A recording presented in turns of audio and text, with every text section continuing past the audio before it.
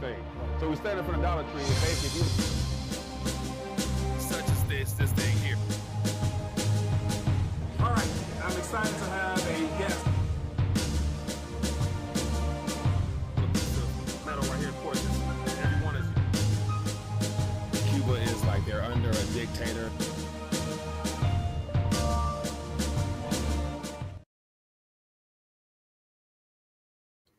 RTD Live Talk, Detroit's #1 late night YouTube talk show.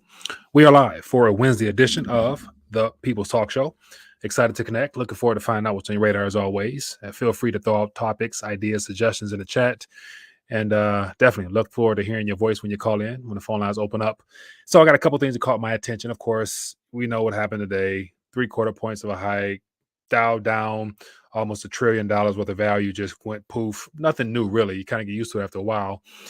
But some things that is catching my attention that needs to be talked about, and I haven't talked about it in quite some time now, is the decimation of the housing market and how today Jerome Powell seemed to just, for the most part, skim through when asked about the housing sector and concerns of that market. But yet it's a lot worse than what they'll ever tell us. And so I have a couple headlines here as well as some graphs to just show you how bad things really are and how the housing market ultimately is the ultimate, I guess, net worth measuring tool for your average Joe. And wherever the housing market goes, basically, is this true tailing of our economy for the most part. So, I want to get your thoughts on that as well. Let's share with you a video from Valuetainment in reference. I think Patrick was talking about the possibility of the mortgage rates continue to climb higher as long as the Fed continues to hike, and he is talking about the problem that will be presented with that, and how basically in this day and era we're in now, we've never known that. And so you got to go back to the early 80s to get those type of double-digit mortgage rates. But will we have that? And if you're a new home buyer, would you even be looking to get into the housing market right now, given the fact that things are so overheated for the most part? So I want to definitely get your thoughts on that. And before I move forward, any first-time viewers, let me know where you're watching from. Would love to acknowledge your presence as well as welcome you to the community. And if you have not already, hit that thumbs up button. Hopefully the algos kick in and notify a few more people. It's always good to have the full community here whenever we can get here. And I'm doing my best to try to be on time at around 9:30-ish. And as always, we'll go in accordance to where the conversation takes us this evening, as well as the participation from you guys. So you want to stay on a little longer, definitely feel free to call in, let your voice be heard. All right, so before I move forward, let me just do a little maintenance as always. Got to make sure I remind people, for the most part, if you haven't already, click that bell notification. Hopefully it works. And if you happen to stumble across this video for the first time, definitely subscribe. We'd love to have you join the community. And of course, I've been doing this for quite some time now, so I've covered pretty much all the primary subjects relevant to the current monetary transition away from the Federal Reserve note unit and things of that nature. So definitely would love to continue to share my 2 cents on that. And of course, the archives, man, I got over 1,600 or so videos, all dealing with the dollar and everything and related to it, gold, silver, you name it. So after a while, it kind of gets old just because we're in the midst of everything now. So not much new to really talk about, but I think this housing situation is definitely going to be a game changer. Okay, let's keep it moving, man. Let me just acknowledge a couple of people, and then we'll jump into some headlines here. Rolf says U.S. current mortgage rates 30-year fix is 7.20. Yep, down, but a couple points here and there, but once again, extremely high in comparison to where it was earlier this year. And is it as high as it's going to be? Probably not. We got Dr. Moda checking in as well. Both have okay. I'll let that ride.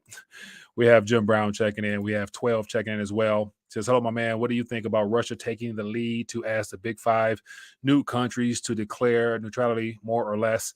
I think that's a bold move on their part. And so I do have an article. I didn't get a chance to read it, but I'm assuming that's referring to what you're talking about now. And I definitely would hope that there will be somebody out of these Power Five nations or beyond to step up to the plate and be the bigger person, be the bigger country, and not to take it to somewhere where there's no real winners. And so I think this shows how Russia literally is willing to just basically step up and be that country, just because we know the globalists and the military industrial complex on the West, they want a war at any cost just because of what's at stake here. that whole one world order stands to be lost in its entirety if they don't do something about that. So that's why I think that's a big move from Russia, if that is the case. But once again, that's just the media we're hearing from this side. So could be a lot more to that story. All right, we got Stephen Wisdom checking in as well. Appreciate you, my man. Same old song, more printing coming soon. That is a probability. But once again, I just it just seems too obvious because everybody in alternative media space right now, for the most part, is singing the same tune. Fed will pivot and then QE off to the races just because they can never stop. We all know that, but it can't be that simple.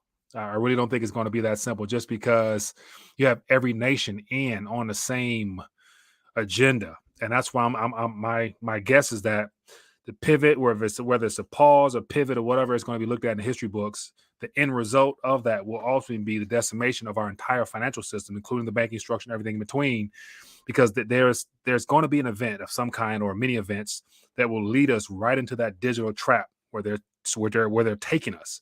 And that's why I'm thinking, like, if they were to just pause or pivot officially and just begin quantitative easing again, that's more that's continuing what they've already done with the old system and the legacy system, which is basically built upon debt. That model is gone. You know what I'm saying? Like, we're witnessing that right now with the current of treasury rates and things of that nature, and just how debt is beyond sustainable at this current moment. Like, our government debt, we're close to $1 trillion just on interest alone, never touching the principal ever. They gotta wash that away somehow. And to begin doing the same thing will only increase that more and more. So they might try to inflate away the debt. That's a probability.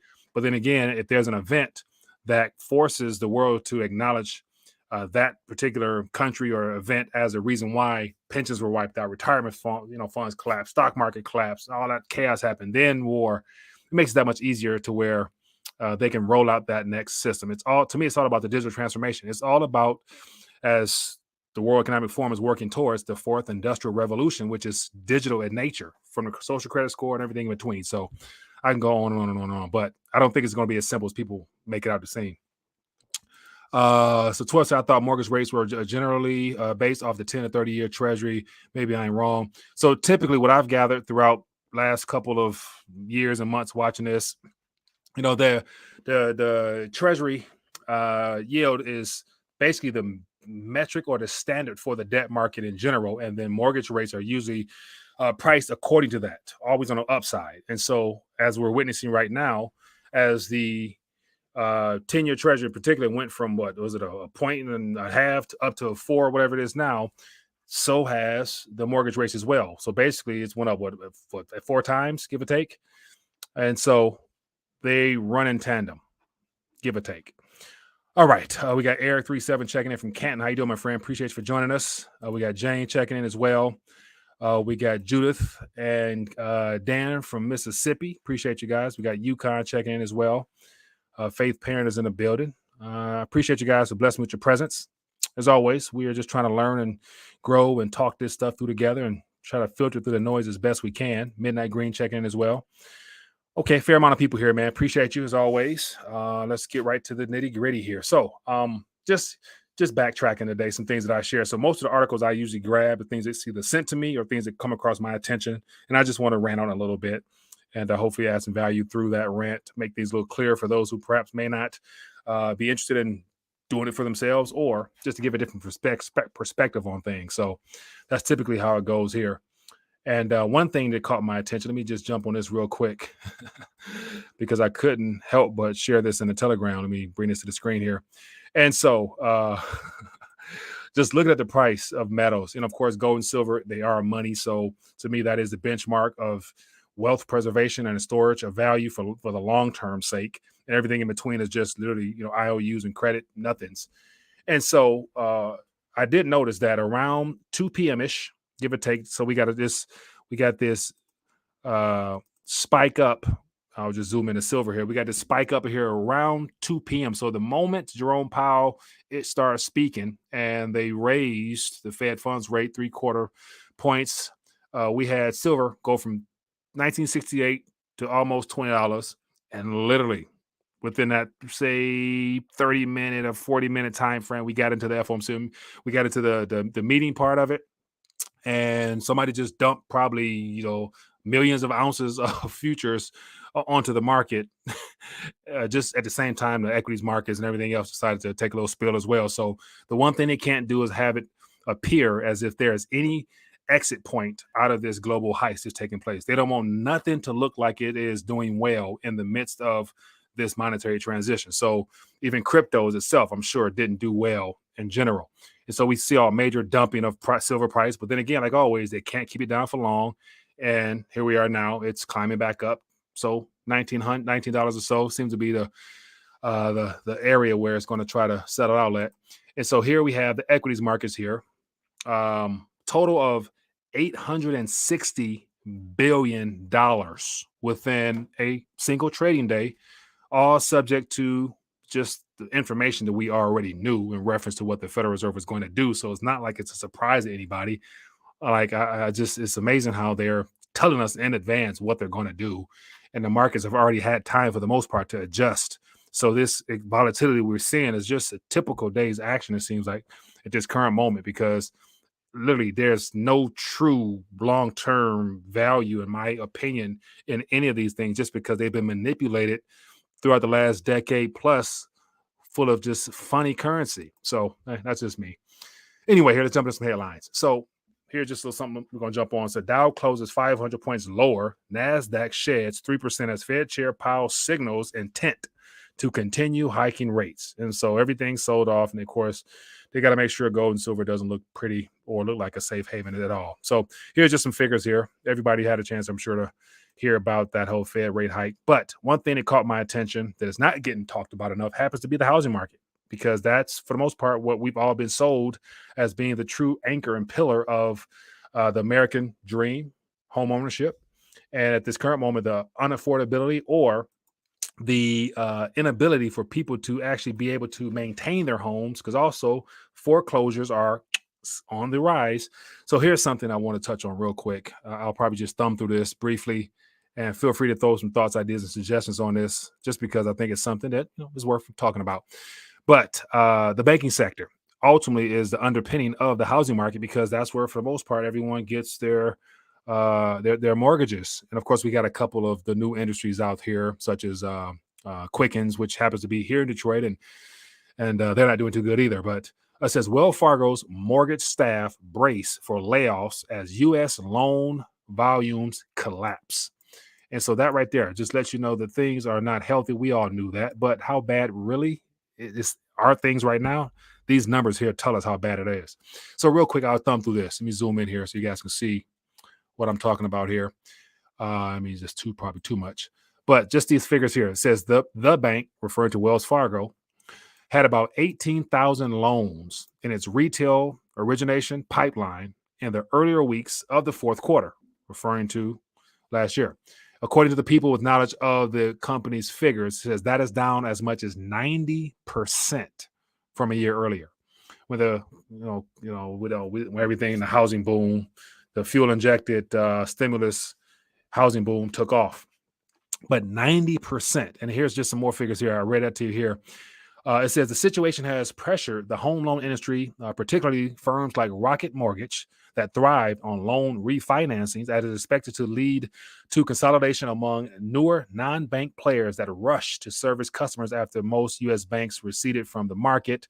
And so Rocket Mortgage is not doing as well. They're laying off heavily here in Detroit as well. It says amongst the 6 biggest U.S. banks, Wells Fargo has historically been the most reliant on mortgages. And so no mortgages, no profits, basically no business model. It says here in October, the bank warned investors that housing market could slow further after saying that mortgage originations fell nearly 60% in this third quarter. And the CFO said, we expect it to remain challenging in the near term. Oh, challenging for a lot longer than expected. And so as a result of that, employees are on edge after the bank began cutting workers in April, and internal projections point to more departures. It says the ranks of the mortgage loan officers who mainly earn commissions from closing deals is expected to drop to under 2,000 from more than 4,000 at the start of this year. So literally the workforce in reference to the mortgage loan officers cut in half. And we still got a whole nother month and a half or more of this year, heading to 2023, which is going to be like nothing we've never seen before, probably. It says here, the bank said last month that its total workforce shrank by about 14,000 people in the third quarter, a 6% decline. So yeah, Wells Fargo. I remember talking about this several years ago, for the most part, saying how out of all the too big to fail banks, we have 7 or so banks here in this country that are usually viewed as the most important banks just because of their position in the overall economy, as well as their connection with all the derivatives and stuff like that to the rest of the banks around the world. They're all interconnected. And every great crisis that this country has had we've seen basically a collapse of financial institutions, i.e. the big banks. And so they're one by one just dropping like flies. We had Lehman Brothers and all the other institutions back in the day go belly up, insurance companies, you name it. And so it's my guess that this next event, when it occurs, how it occurs, whatever, we're going to see even more banks. And I always believe, just based upon all the fake accounts Wells Fargo's was setting up, all the criminality they've been a part of, the fines they've received, all that stuff like that. Wells Fargo is expendable. They're going to go belly up. And so I've mentioned this before. People who do business with Wells Fargo, if you have anything in there, they are on the cusp of going belly up in real time, barring the government coming in and subsidizing them or taking them over, something like that. They're systemically risky to your own investments if you do business with those people, as well as a lot of other banks. The last bank to probably be standing will probably be JP Morgan because they got more than just debits and credits on their balance sheet. But anyway, thought I would just share that with you. And real quick here, let's get into a couple more things here that caught my attention. Just more stats that you can't deny. So here we have just something from the website Confounded Interest. They do a good job of putting together visual aids, and that's why I jump on this, but it's real quick. So as you guys can see here, these are all the numbers. NBA mortgage applications down 0.5 week over week. Refi apps down 85% year over year. Purchase apps are down 41% year over year. I'm assuming those are those apps where you just log in and you get approved, like that, similar to what Rocket Mortgage has here. And it says, of course, 75 basis points increase. And according to the futures market and how he measured it here, they're saying that they have, as of now, the Fed funds rate peaking at 5% in May 2023 for whatever that's worth. But here's just a visual aid as to what's actually happening out here. We're seeing mortgage refi index tanking. We have the 30-year rate skyrocket. We have, what else we got here? We have this mortgage purchase application index is tanking. So these are primarily focuses here. And then another article here. 30-year mortgage rate rises to 7.22. And I'll spare you that one. But here's the next one. Here we go again. U.S. mortgage foreclosure starts on the rise again. And so here, just more visual aids, just showing to here, the purple line here. Foreclosures as a percentage of total loans, NSA. And so we have the ultimate low here. This is probably historical low right here, as far as there not being any foreclosures when things were very extremely stimulated. And so now that the moratoriums have wore off, I'm assuming a lot of places, on top of the working conditions for a lot of people being unstable, a lot of layoffs, you name it. And so here we got just a little bit of the foreclosures that are on the rise. So the question is, will this figure here ever reach where these rates are currently at now? That'll be, some depressionary type stuff, but yet it's definitely something that could be on our cards in the future. So what else we got here? I got a couple more articles, but I'll spare you that. Let's just jump into phone lines. Curious to get your thoughts on what's happening here. And one of the questions I wanted to put out there, I was actually watching, let me see if I can find it. Where is it at? Yeah, I was watching Valuetainment, and Patrick was talking about, this is titled, 30-year mortgage rates are going at 10%, what the Fed doesn't want you to know about interest rates.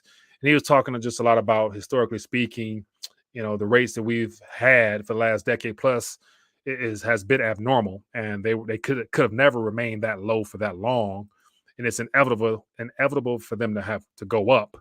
But then again, the question is, how high will they go? Will they surpass early 80s, late 70s when we saw 15, 16 type figures, or will, after the complete collapse and crash, will they come down or what? So if we got any real estate people out there who have any ideas or thoughts or projections on where this could be heading, let me know.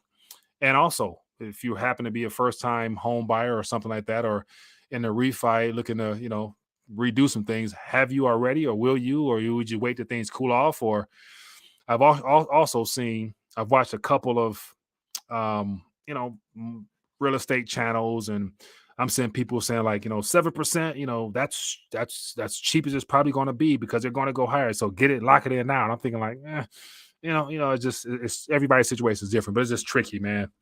It's tricky to navigate, and that's why it's just if you don't have to participate apart from investing, apart from trying to do some things to turn a profit, I wouldn't personally be gambling my dang self, but that's just me. But where do you guys stand? Where do you guys stand? Let me know. Give me a call. Let's talk, and we'll see where this conversation takes us this evening, or bring up any other subjects you want to touch on. Here we go. Hello, caller. Where are you calling from? Hey, man, it's Tom from New Jersey. Tom, what's going on, my friend? Not much, man. I just wanted to touch on Powell's speech today. Yeah. He was asked about inflation. I'm going to read what he said. Yeah. He said, "So we know that we need to use our tools to get inflation under control. The world is not going to be better off if we fail to do that. That's the task we need to do. Price stability in the United States is a good thing for the global economy over a long period of time." And it's just crazy to me that when he was asked that question, he deferred to the globe rather than the United States. Because last I checked, Jay Powell is not the global banker. He's the United States Fed banker. Right. And that set off alarm bells for me. Yeah.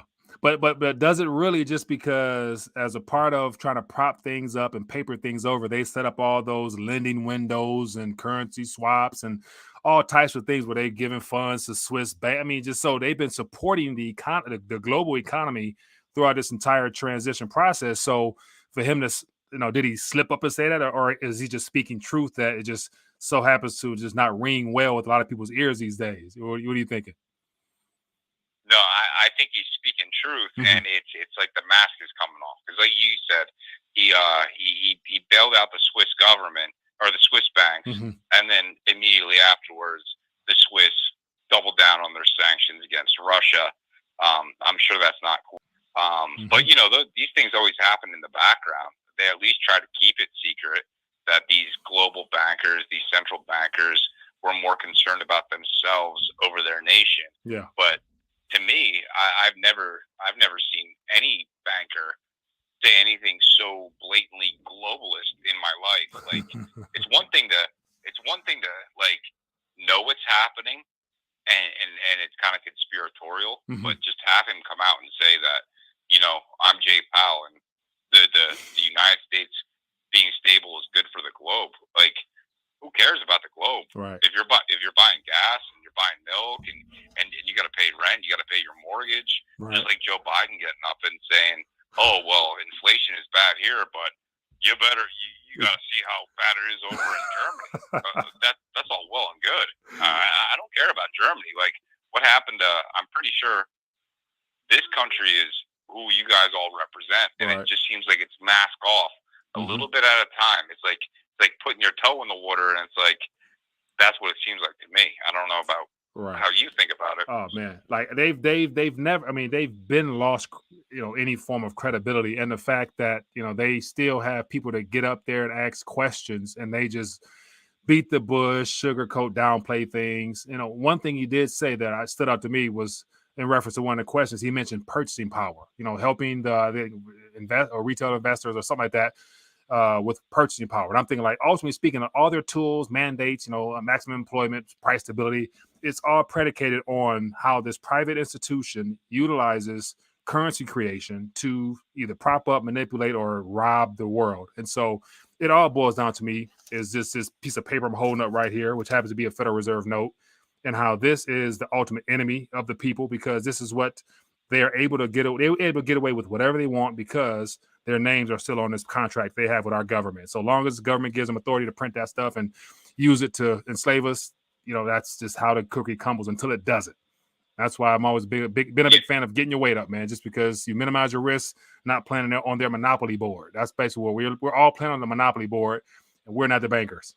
Yep, yeah, absolutely, and I agree with that. And then the other thing I want to touch on, in synonymously with this Fed speech, or right before it, you had the WGC come out, and they released a report saying that central banks have purchased more gold than 1967 when the gold pool ended in London. So I mean I don't know the entire story behind it, but if I'm not mistaken, the gold pool was created to basically manipulate the price of gold in the 60s, and also to finance the Vietnam War. That collapsed. That was the end of Bretton Woods 1. So if back then they were buying that as much gold as today in order to manipulate the price, it seems to me they're doing the same thing to manipulate the price. And just like the guy that Monaco had on the other day, load the truck up and fill it up with, bars and ounces and grams. Yeah. So yeah, as you're speaking, I pulled up the World Gold Council's website showing a year-to-date gold demand, and it says here resumes pre-pandemic pace. And just looking at, of course, as you mentioned here, Q3, right now we're at 673. I think that's tonnage that central banks have added to their balance sheet for whatever reason. Who knows? It's a barbarous relic, but somehow, some way, they think it's a value. So it's just telling of where true, I guess, preservation of wealth will probably be, a preservation of capital in the long run. Because I think a part of a gold plan and whatever the BRICS have in mind or whatever, it's going to be to reestablish trust. And what better way to reestablish trust other than using something that was already a part of the monetary system and just using it to, I guess, set things right, because the U.S., I guess, basically doesn't have any gold, and we're going to be caught on the carpet pretty soon. So, but time will tell, man.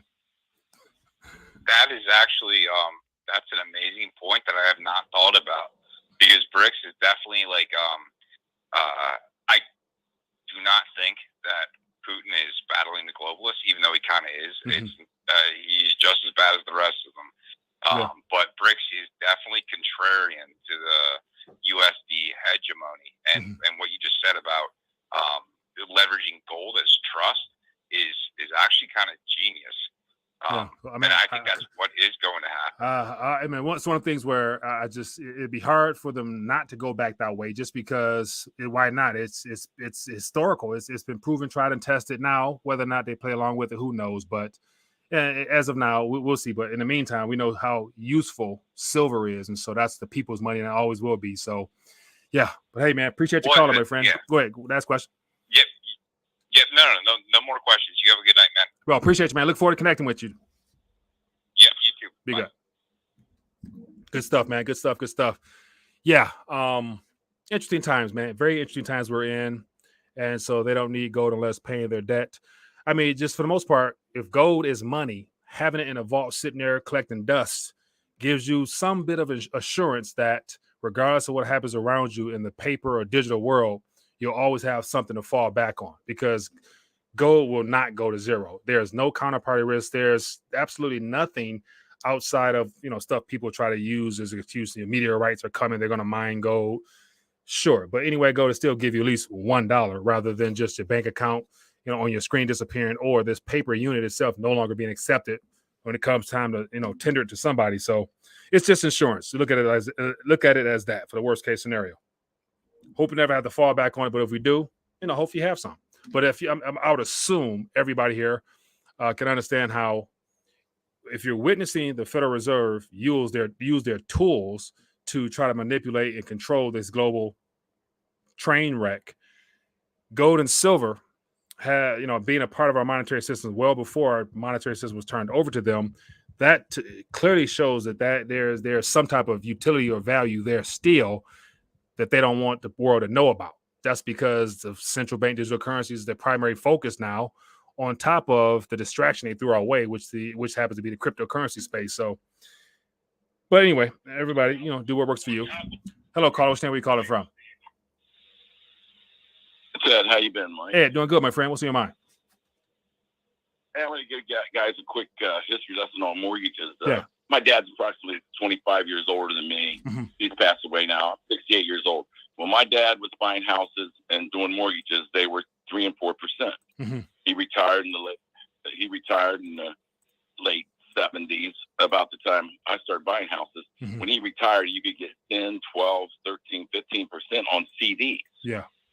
So he's been paying at low interest rate, buying property, had his accumulation of wealth, and he retired Mm-hmm. and was getting 10, 12% for Yeah. a long, long time. Yeah. Okay, next generation, me. I come in, I buy my first house in 78, 10.5%. Mm-hmm. I buy my second house in 87, 8.5%. Mm-hmm. I buy my third house in 2000, 7.5%. Mm-hmm. I retire in 2008, and I'm getting 1.9 on my money. Yeah. So who's the beneficiary there? My dad had some good numbers, right? Yeah. I had some ugly numbers. Still totally blessed. I'm not crying. I'm in good shape, right? Uh-huh. The younger generation, my kids went out and bought their houses at 2, 3, 4%, and getting twice the house, damn near twice their house for the money. Mm-hmm. So my first house was a double. I had 3 kids in 1 bedroom. My second house was a lower end, 4 bedroom, 2.5 bath. My third house was nice. It was nice. That's the way things are supposed to work. You build into that dream house. Yeah. These kids now, they want to run out and get 2%, 3% loan, and they got their dream house 3 years after they get out of college. Mm-hmm. You know, I don't really know how much they appreciate it, man. I mean, good people are good people. Bad people are bad people. Right. But this generation that's been around, anybody that's bought a house in the last 20 years, you're lucky. You've been doing it right. You've been getting it right. Right. And I feel glad that I did live the time that I lived, and I don't feel cheated, but things were harder when you're paying them kind of interest rates, and then you can't get anything on your money. Mm-hmm. You know, Gregory Mannarino said the greatest theft ever is what they've done to the older people who can't get any interest on their money. Mm-hmm. My in-laws died a couple years ago. They would have had another $1 million if they could have got 7% the last 20 years of their lives. Yeah. Yeah, man. And so a part of that is the fact that, I guess, as you were mentioning, for your father's generation, how, I guess, blessed and privileged they were to have actual return on their savings. They were able to, on top of that, I'm assuming his income was probably maybe half of what the actual house probably cost him. So, he had much more opportunity then, as well as the family dynamics and things of that nature, single income. And, those were probably considered the good years in comparison to what is coming for the younger generation. So right now, this is great times, man, to say the least. I remember in 1969, my dad made $10,000 for the first time in his life, had a nice little Cape Cod, 3 bedrooms, 2 new cars in the garage, and my mom didn't work. Yeah. You can't do that on $100,000 now. Right. Or you have to live well below, I guess, what would be considered, the average young person standards. It's just not too feasible. But I'm sure people are doing it. And that's why a lot of people have chosen to move abroad. That's the whole expat, retire early, leave, become digital nomads. And so you're going to have that type of privilege and luxury for a fraction of the cost. But even that's starting to bite people in the butt. They're coming back home now. It's easy money. And, I think when Trump got elected, the stock market has done fantastic the last 8-10 years. Mm-hmm. People made a lot of that, know. Yeah. And in the meantime, the people my age cashed out. You can't get any money. You really don't want to be in the stock market when you're that old. That's pretty ballsy to put your life savings in stocks. Yeah. Yeah. Yeah. But we're blessed. We're in America. My son stands up because if you're living in America and you're making $40,000 a year, you're better off than 80% of the world. That's what we got to keep in mind, man. We're very blessed, and 100%. material is not where it's at. It's about love and family and God. Hey, 100%, man. Appreciate you, my friend. Thanks for calling in. These people just need to chill out on all these big houses and fancy cars. I think it's where it's at, and that's what everybody's going to be crying about. All right, stuff. Thanks, Mike. All right, be good. Yeah, man. Good stuff. Obed Perez, appreciate you, my friend. Thank you for the channel. Thank you for joining us, my friend. Yeah, okay, let's keep it going. Open mic. Feel free to call in. Let's talk. We got a couple more minutes. We'll see where we at. Sean says, I missed the 1-hour shows, Mike. I'm in Hawaii, so I'm just starting to watch the show. Personally, I like hearing your rant. Yeah, and that's one of the things where, because it kind of feels like I've been saying a lot of the same things forever, just because there is no timing to how this is unraveling. There is no script to go according to. It's more so either they react, we respond, or they react, I respond in reference to information that comes my way or whatever. And it's just not as at this current moment. I think I've reached a fair amount of people and encouraging them to get their weight up and on top of other things. And other than just connecting with the community, just because I enjoy being with like-minded other individuals, a lot of times, it's more so just it feels like saying the same thing, and after a while it just gets kind of old. And that's why I was saying I'm trying to spice things up and get more involvement from you guys, and definitely looking to collaborate with more of the community to actually help them, bring them into the fold, just because a lot of people have expertise and skills and things of that nature. And I would definitely love to be a blessing as best I can and help other people, get their voice out there. So that's why I'm trying to help other content creators get on. And so if you haven't, definitely join the Telegram and Twitter. I definitely love resharing and helping other people grow their communities as well. X says, Mike, I guess the Vatican bishops have been getting arrested globally. Is the Vatican losing power? Google it. Thoughts? Okay. I have not heard anything about that. Let me see about Vatican bishops being arrested. I did see bishops getting arrested. I did see something about was it the Pope or let me see. It was the Pope or something talking about how people in the Vatican ultimately, he's basically just ratting, saying how they're, a lot of the people, popes and priests or whatever, how they're addicted to pornography. Is like, having their sense about having cell phones give you direct access to pornography. And he was saying that it's kind of like a problem within their own little, city or whatever it's called there. So, but let me see here. Nothing. Let me see. It probably won't show up. It probably won't show up on Google because that's something that it wouldn't want the public to know. So I probably got to go to DuckDuckGo. But it doesn't surprise me. And to my knowledge, I thought that the Vatican and the whole region was immune from prosecution just because they've molested how many thousands and millions of kids, and we're still finding, skeletons and stuff underneath churches just built, for whatever reason, Canada, man. I've seen a lot of stories about a lot of churches and having mass graves in their backyard, and it's like little kids. Something like what, yeah, it's some dark and dangerous stuff out there.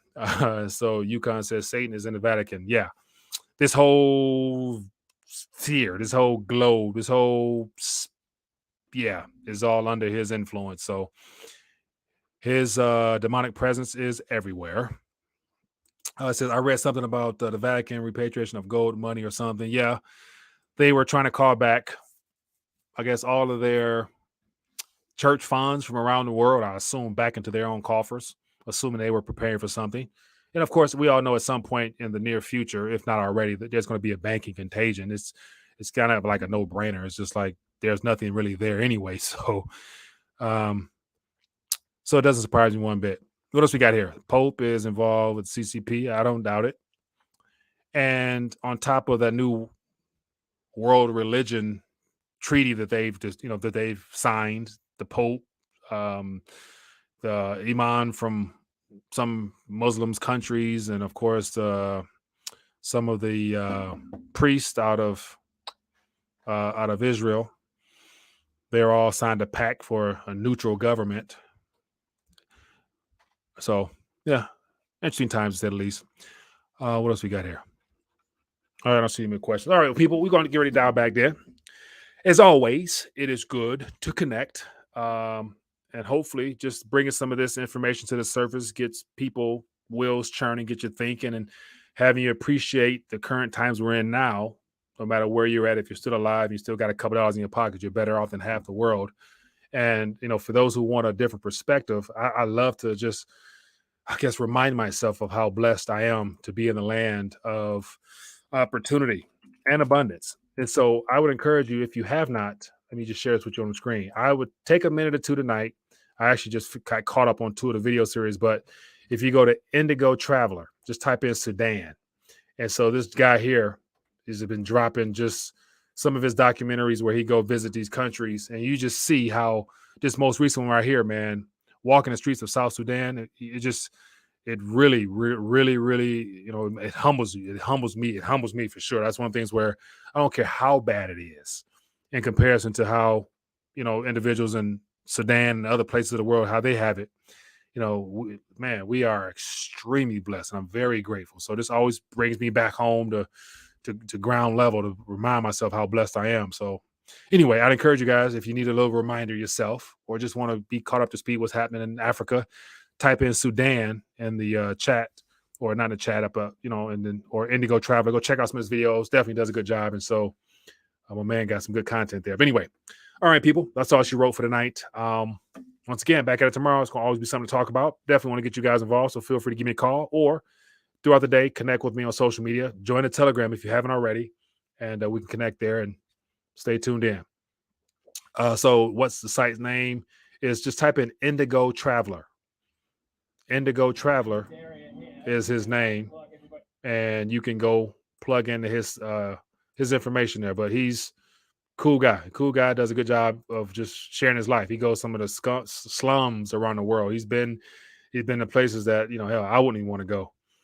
But anyway, all right, people, be blessed, be safe. See you guys tomorrow. Peace. Here's a great opportunity for you to get your weight up. Let's face it, our purchasing power and our currency has been destroyed in real time. That's why I'm excited to tell you about my partnership with Bullion Max. Bullion Max will ship gold and silver directly to your door for you to hold at your home or in your own safe. To help you get started, I worked out a special offer with them. Get Bullion Max Silver Starter Kit at employee pricing. Just go to bullionmax.com/RTD. This kit includes 5 of the most desirable silver products to invest in, including the American Silver Eagle and the Silver Australian Kangaroo. This offer is limited to 1 per household while supplies last, so get yours today and take advantage of this opportunity to get your weight up. Now, you can't just stop at getting your weight up. You also got to get your calories up, because definitely a food shortage is underway between droughts, flooding, and all the climate issues being thrown our way. America's food supply is near its breaking point. That's why survival food is more important than ever. Create your own stockpile of the best-selling 4 Patriot survival food kits. It's not ordinary food. We're talking about 25 years super survival food, hand-packed right in the family-owned facility in the USA. The kits are compact, sturdy, water-resistant. They have different delicious breakfasts, lunches, and dinners. Go to 4patriots.com/RTD to get your 3-month survival kit. You'll get their famous guarantee for an entire year after your order, plus 10 free gifts and free shipping. To take advantage of this opportunity, go to 4patriots.com/RTD to build your own stockpile today, because beyond the weight, you're going to need your calories as well. Links in the description.